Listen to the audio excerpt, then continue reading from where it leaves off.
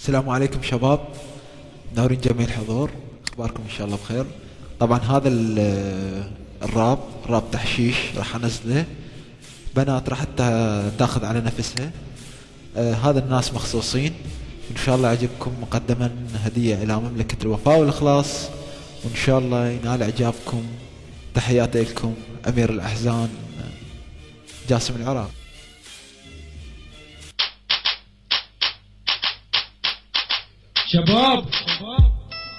شباب تعالوا نضحك على بنات التسعينات. يا مرحبا ولا هلا ببنات التسعينات. هذني من يمشن وحدتهن تشوف روحها ملكة زمان، تلبس حصر وتمشي مثل الغزال، وعالكذب سابقا وتفيك براس الشباب، وحايرة بشكلها وتلطش بالخطات وكريم الأساس.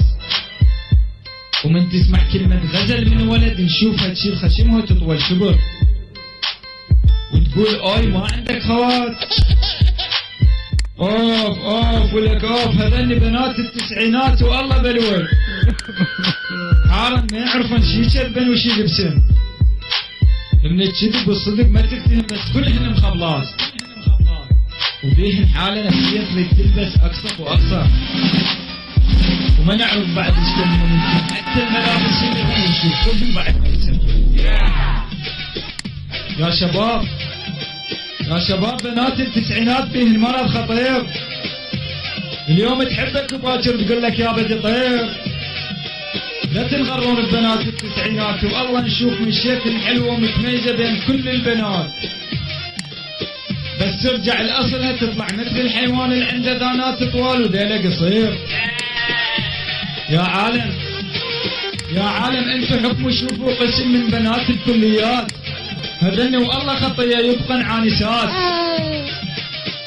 تحب كل سنة 10 وارقامها على الموبايلات منتشرة، ومن تخلص الدراسة تطلع مضروبة بوري مثل الصخرة المكشرة. ومن يريد ينطي رأيه على هذا الايميل hthaz@yahoo.com، واعرف تقولون مين طلع لنا هذا اللي يخبر كل بناتكم.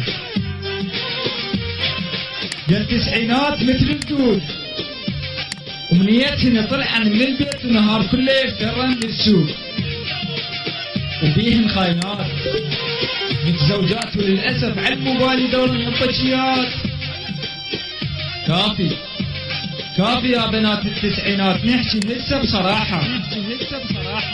نشوف كل المحاكم حكامها ما مرتاحة، يزوجون وحدة ويطلقون 10، وينكسر خشمكم وتبقون طول العمر بالآه والحسرة.